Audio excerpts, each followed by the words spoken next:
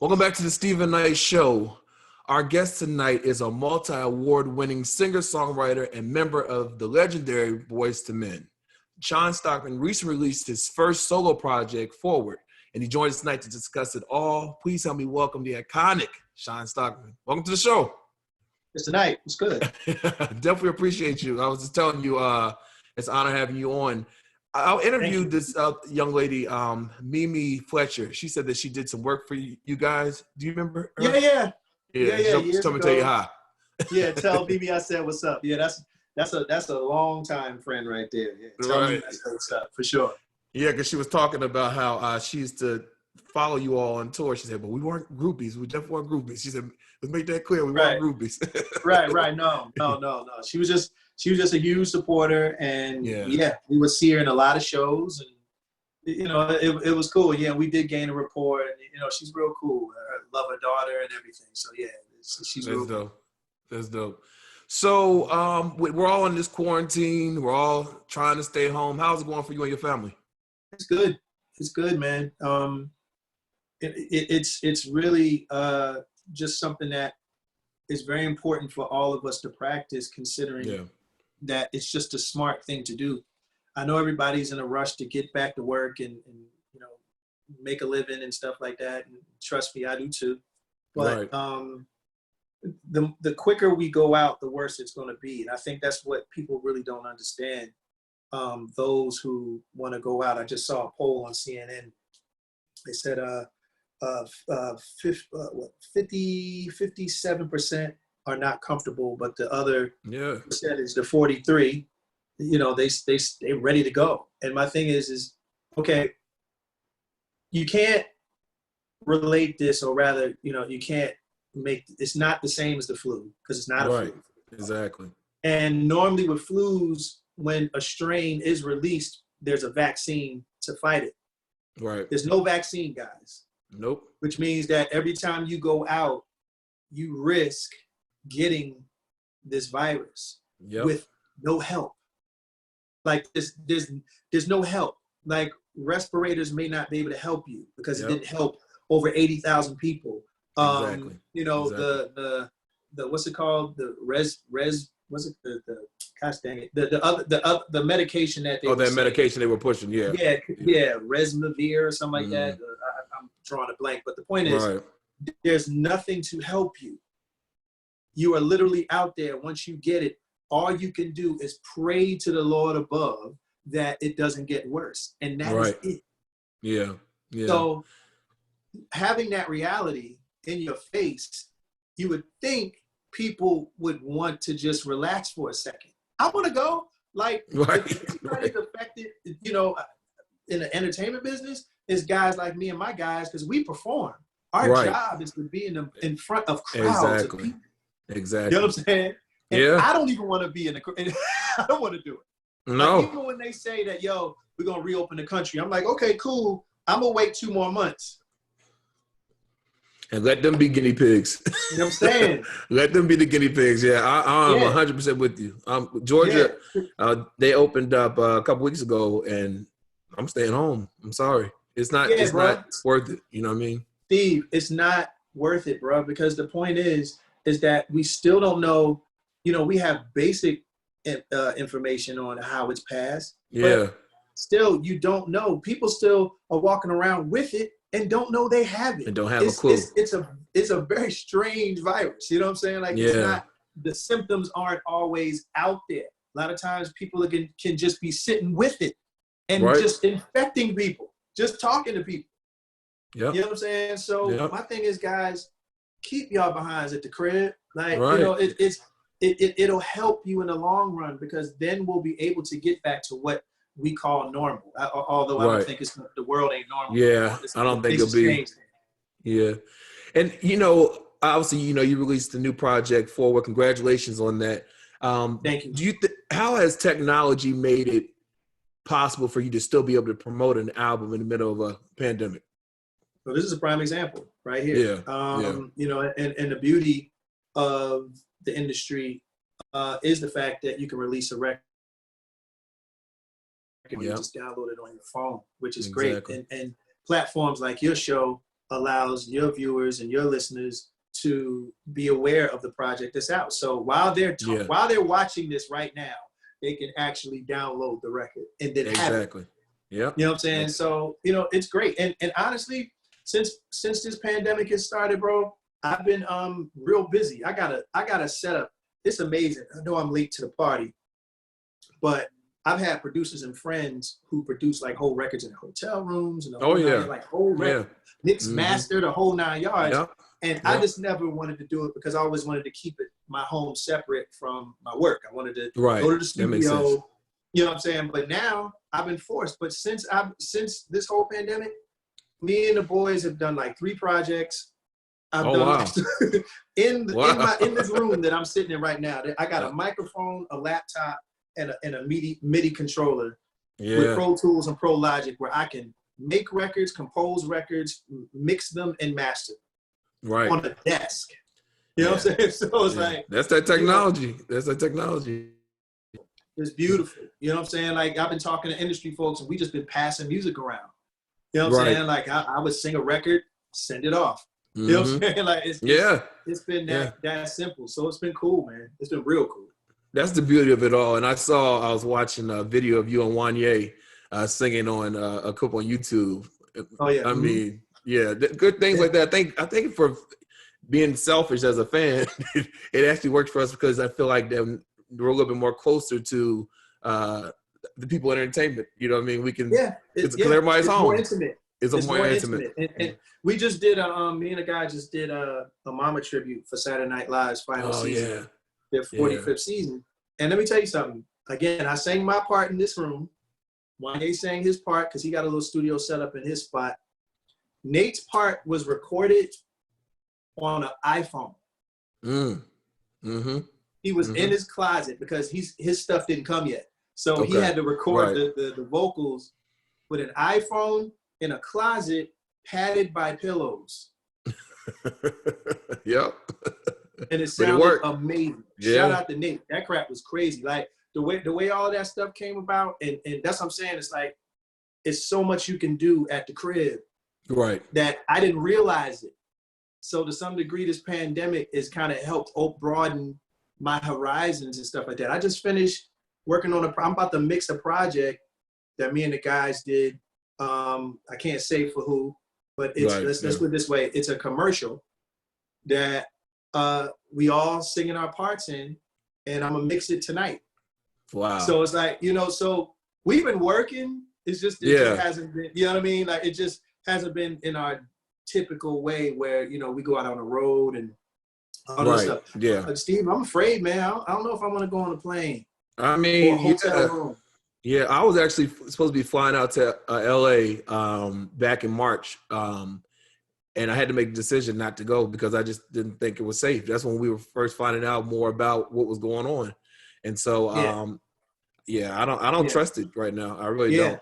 I don't trust it. Man. Like you don't know the policies of those hotels, that you staying in or how, thorough the maids are, the housekeepers or whatever that's cleaning the beds and the upholstery and the tables and all that other stuff, man. It's not a game, guys. It's not a game. Yeah.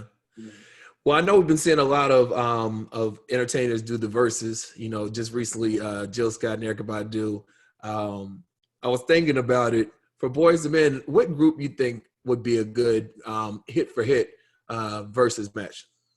Here's the thing, because somebody asked me this earlier today, actually.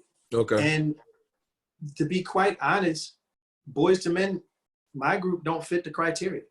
Because of course, I mean, meaning this. I watched Timbaland and Swiss talk about I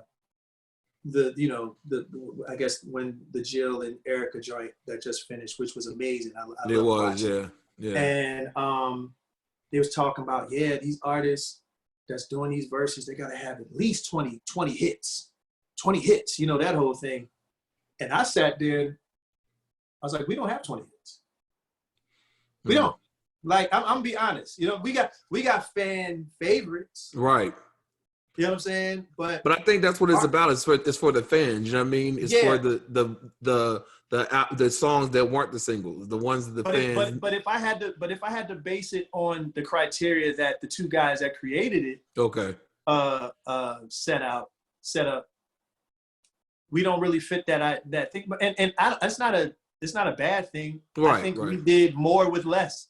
Yeah. Like, I could say we have 10 solids that we know that people would know and love. Absolutely. The other Easily. 10 might be records that our fans would love and appreciate, but to acquire 500,000, 700,000 viewers, y'all would have it. I can guarantee y'all that. I guarantee. I told everyone you were coming on, they were like, when? y'all would have it. Yeah, that's what's up. So, but I don't know, dude. I don't know. Yeah. Well, if they ask y'all to do it, y'all better say yeah. Y'all better say yeah. And look, I'm gonna DM you or something or get around here and let y'all know I told y'all when them numbers up there. You'll be the first to know. Well, listen, you all definitely have a lot of hits. What does it feel like as an artist to have created a body of work that still stands the test of time, that everyone knows, everyone loves, they know word for word? Just as an artist, how does that feel for you? It's a blessing, man. Like, yeah. We never understood when we were doing the things that we were doing when we were a lot younger, what it meant until now. Yeah. We had a lot of great teachers, Bivens, Gerald Busby, our road manager that passed away years ago, Khalil Roundtree, and just the whole core staff at Motown at that time. Yeah. They were the last of a dying breed. Like they taught us. It wasn't just about just records or selling records. Like we literally went from one office to the next, whether it was radio, whether it was marketing, whether it was video, and they would just sit us down and teach us stuff. Yeah. You know what I'm saying? So with all of that being said, it was a team effort. We did what we did, but we could not have done it without those men and women behind the curtain who helped us out. That whole Motown staff, they were all all-stars. They were all amazing human beings that believed in us, loved our music enough to want to share it with other people. And then it made our job easier. Yeah. So now, we have those songs that people know and sing along in all different types of countries and stuff like that. And we don't take any of that for granted. Again, this pandemic, it puts things in perspective. It does. Because, I'm looking around at the business and the artists that are out right now. And I'm fortunate enough to be the guy, one of the few who's able to still do Saturday Night Live at home, to still be able to do songs for NBC shows and all this other stuff at home. Yeah. So, this is a blessing, man. Yeah. Mother's Day was this past Sunday, and my mother passed away in 2015. And so I thank you. But it's crazy because I'm not a crier, you know what I mean? Like, I feel like I've kind of dealt with that and everything. Right. And I think because of this quarantine, emotions everywhere. I came downstairs Sunday morning and I played Mama. Right. And that song took me out. It took me out. I was thinking, what's wrong with me? Took me out. And so, but that's the power of good music and music that touches the soul. You know what I mean? Right. So, That's right. And we as Black men, right? We're not taught to tap into our emotions as much as we should. Right. It doesn't make you any softer, my dude. You know what I'm saying? If you let out a tear. You know what I'm saying? Most definitely. One has nothing to do with the other. If anything, it just shows that you have empathy. So in the midst of you whooping somebody's ass, right? You know what I'm saying? Like, you're the type of person that thought about the whole process before you put hands on a dude. You know what I'm saying? Because you have that type of thought process. Like, we're not these wild animals that media tends to make us out as. We have feelings and we have hearts and we have emotions just like everybody else. Yeah. So to practice that is not a soft thing. That's a good thing. You know I what totally I'm saying? agree. Yeah, You know, I totally. And the thing was, I felt so much better when I let that out. You know what I mean? And it was listening to that song that did it. It did it. So, so thank y'all for just the body work that you have. But let's talk about Foreword. Yeah. So obviously, multi-award winning group. Mm-hmm. You know, sold millions of records, and now you decide it's time to do a solo project. Yeah. What made you decide this is my time? It was the timing. Mm-hmm. What was more important than the release itself mm-hmm. is when in my life that I was going to release the record. Okay.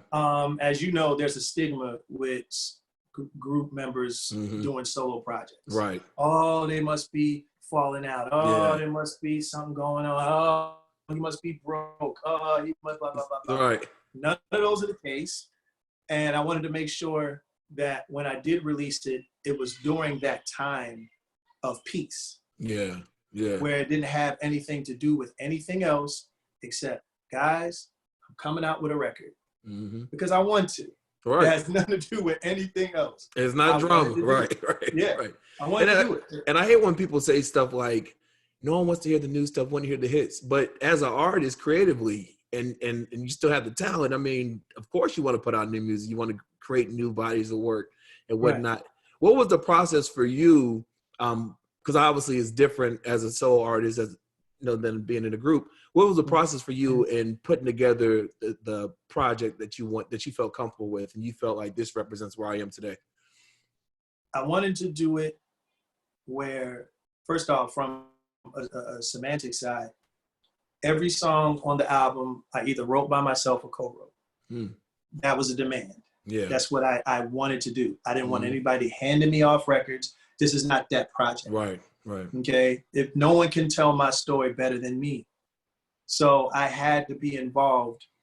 And it highlights the fact that even though our biggest hits, with the exception of one, was written by Babyface, Jam and Lewis, those guys.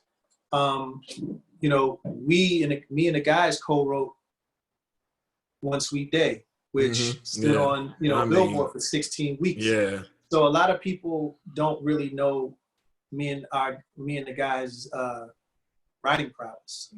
So this was my way of highlighting, in another aspect, that side of me, which has always been there. I co-wrote Motown Philly. I wrote Doing Just Fine, and all those things. Wrote for Tank, wrote for Michael Jackson, Johnny Gill, Mariah Carey. Yeah. Yeah. So, this was a means of expressing that as an individual. I've always done it for the group, and and in some cases I've done it by myself for the group. Okay. I would be in the studio, and this was the process of this album. I didn't have too many preset concepts. Like, I know I was going into the studio that day, but I did not know what the hell I was writing. I would literally walk into the studio and sit down and see what comes to me. Yeah. And then whatever came to me, I got up, I grabbed my guitar, I grabbed my keyboard, whatever, and I just wrote the record on the fly. There were some records that were tracks that were given to me by a producer named Tim Kelly, who's done some stuff for Boyz II Men for the 2 album. So he definitely was instrumental in creating the record. But as far as the rest of the songs, I just kind of went into it. And even with his tracks, like, he would have a track, and I would just let the track speak to me. And as far as what should I write to this? Yeah. And then that was it. I know it's 11 songs on the album. Did you record more than that, or did you do 11 songs? There weren't too many surplus. There might be 3 more. That I might have done, but I didn't do them all the way, so they're half songs. So I couldn't have recorded them anyway. Right. But or finished them anyway, because I just moved on to the other stuff. But pretty much what you hear is what I recorded. So how did you know? What did you feel pressure being a solo artist or doing it as a solo artist, and how did you know that, okay, the project is solid, I'm ready to release it, it's good to go? Did you nitpick it for yourself, or what was your process? It was a process between myself, the label, and again, it just felt like I said, in this case, all I needed to say. Yeah. Foreword, Foreword, is this album is just that. It's a preamble. It's an introduction to who I am as an individual. I didn't want to think too much. I didn't want this to be too much of a concept record and, you know, all types of sounds and effects and all these other things. I wanted to stick to what I view as my strengths, my songwriting and my singing. And I wanted people to focus on that and give people a record that they can listen to, and I don't care what condition you're in. And it just so happened before this pandemic happened that I would say that I was this record to be an at-home record. Oh, okay. Yeah. Like a record that you could play all day in the house. Yep. Even if you ain't even paying attention to it, it's just good background music. Yeah. You know, hear some good melodies, some good vibes, and you can go about your day. That's what I wanted for this record. I wanted people to, before you understood who it was that was singing, you just liked the songs. And then the question, who's that, comes after. Yeah. That's what I wanted. Yeah. Yeah. Well, the first song you released was Feeling a Little Something, and then now the current single is All I Do. Can you describe those songs and what you want the listener to take away from when they listen to them? Well, Feel a Little Something was a great flagship single because it was just a bop. Like it wasn't like, it sounded like nothing else you heard on you know, radio, you know, in my range. Right. So, you know, it felt good to release that as a first single. And plus, it kind of miffed the idea of the fact that all Boyz II Men are known for are ballads. And right. Yeah. I wanted people to dance and two-step. Yeah. A little two-step. So, yeah. So that was it. And then All I Do, it was just one of those records that, you know, it just sounds like a nice, good old R&B record. You know what I'm saying? You can play for your woman or your dude. You can. It's some guys even said that it would sound like a wedding song or something. Yeah. Like that. So you know, all the songs come from a real place. If I haven't experienced it myself, I've seen or witnessed others experience it, and I try to put myself in their shoes and try to write how I thought they might have felt. Most definitely. When you listen to the radio now, what do you think? What are your thoughts when you're listening to the music that's out now? Are there any artists that you rock with, or there's some there like? Yeah. Oh, okay. There's a lot of artists I rock with. I've been playing the Alina Baraz record to death. You know, I like Aaron Ray. I like Lucky Day. Okay. Her, obviously. Yeah. Let me see. There's a few people. Every time somebody asks me this question, I always draw. I know because I agree. There's so many records that I love that are coming from a lot of people. Daniel Caesar and, you know, guys like that. But I mean, you know, there's some, from a mainstream standpoint, I think that the songs are a bit limited.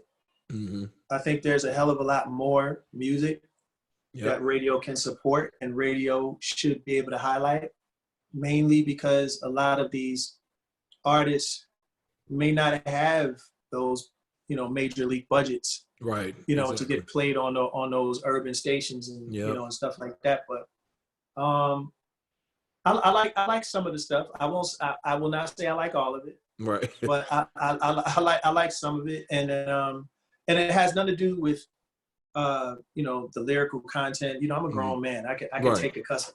You know what I'm saying? Like, it ain't about that. It's just how the cuss word is placed in the song. And sometimes I think people write and go for shock value and sensationalism opposed to writing a solid song. You know, people just want to be quick to say something nasty, and it's like, okay. All right, now where you going after that? Exactly. Like, you know what I'm saying? Yeah.